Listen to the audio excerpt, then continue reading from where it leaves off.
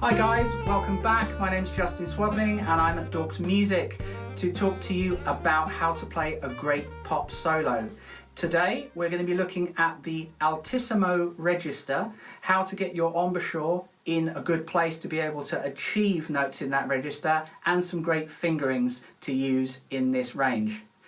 If you haven't already done so, check out the Dorks YouTube channel right away. You can subscribe and get all of the previous episodes of how to improvise, as well as some great gear reviews and instructional videos.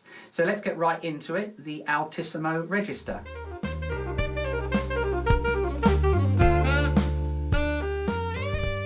So the Altissimo Register, this is a bit of a dark art. There is a lot of information on the internet and elsewhere written and recorded about how to get into being able to master the Altissimo Register on the saxophone. What I would say is that too many people jump into fingerings very quickly. These are important. You have to have the correct fingerings on your instrument to be able to stimulate the harmonics. However, if you don't have the embouchure in the right place, then they're not going to come out for you. As a side note, also your reed and mouthpiece setup need to be correct. I would very much recommend you speak to the people at Dorks Music for them to advise you on what kind of setup you should be using. Let's demonstrate some exercises that I like to use to be able to get the embouchure in the right place. If you take a bottom B flat on the instrument, first of all, you want to make sure that they're coming out nice and solid. If they are not, maybe your instrument isn't sealing properly, or maybe you just need to practice some long tones a little bit more just to make sure they come out first time. So then what I do is I play that bottom B flat and I add the octave key on the back. I know, an unusual combination, we wouldn't normally do that, but in this exercise it does tend to get us where we need to be. I'll do that again. I'll go side on so you can see me putting the octave key on. Now, then you need to change your mouth position, bring the lip forward on the reed to stimulate different harmonics.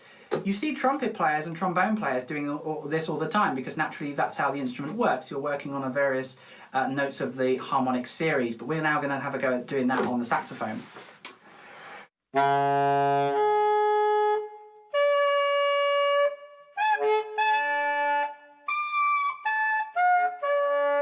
Not the prettiest exercise you've ever heard, but if you can practice this and go directly to any of those harmonics based on this fingering, then you're going to start to discover all those different mouth positions. I should point out that airflow is super important. You must be firing a strong jet of air down the instrument and keeping your jaw relaxed.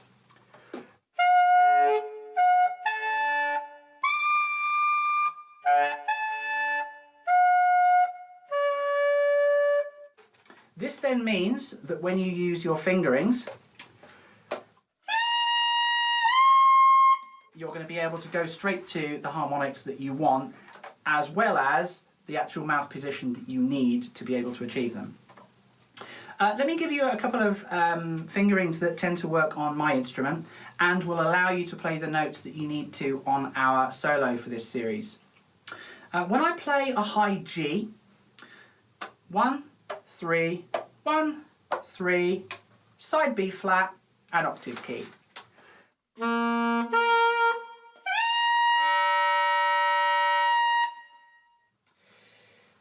For the A, I'm playing 1, 2, 3, 4, 5, 6, and side C with the octave key.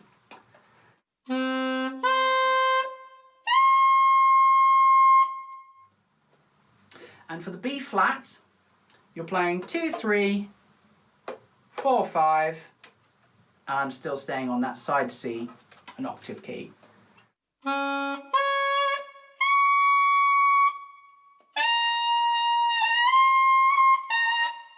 And that's that segment from our solo at the beginning of the series. So I hope that's answered a few questions.